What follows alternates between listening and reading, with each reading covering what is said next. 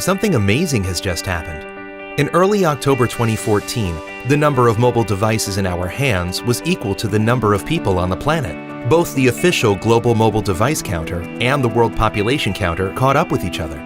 This means that at that moment, there was exactly one mobile device in use in the world for every human being alive. On the continuum of adoption, there aren't going to be any other points like this.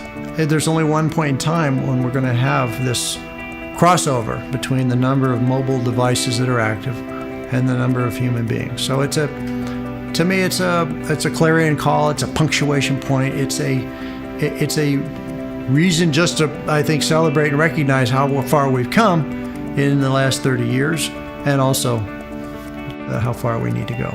You see, beneath these numbers, there is a huge disparity, one that needs to change. More than half the world's population is still waiting for mobile connectivity.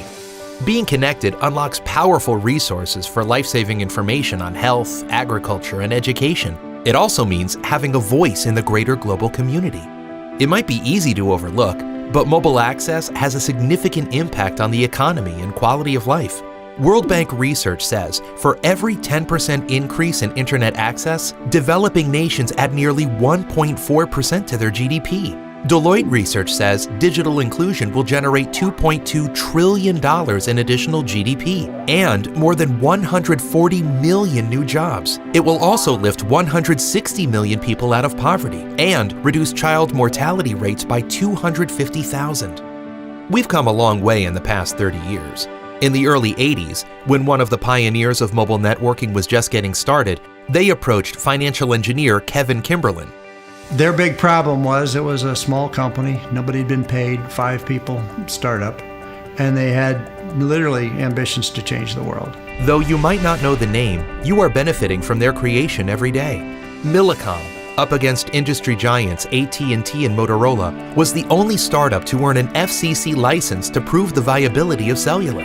Kimberlin structured its first private financing, which was the impetus for its joint venture called Vodafone. His support then generated a tremendous amount of investment activity that allowed us to grow and create basically the capital for Millicom.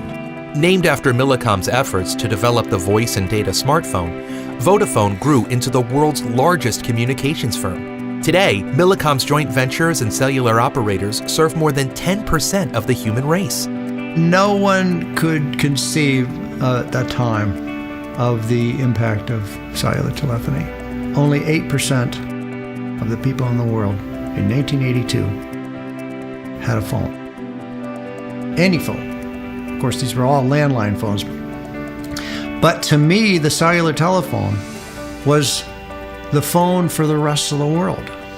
Leonard Gubar, attorney and former director of Millicom, recalled the deal that started it all. 1981 and 82, there was no money around. He was trying to raise money for the scheme to get into cellular with the third license, etc., etc. That's where you involved. Now, Millicom is partnering with Facebook's nonprofit, Internet.org, to bring greater mobile access to the people of Paraguay.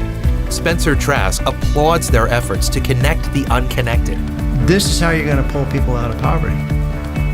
Give them access to the modern world.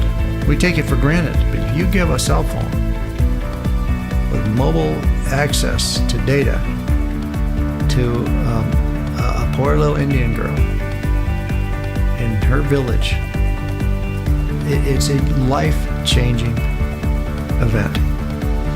To read the full Millicom story, please go to spencertrask.com. To learn more about the effort for change happening right now, go to internet.org.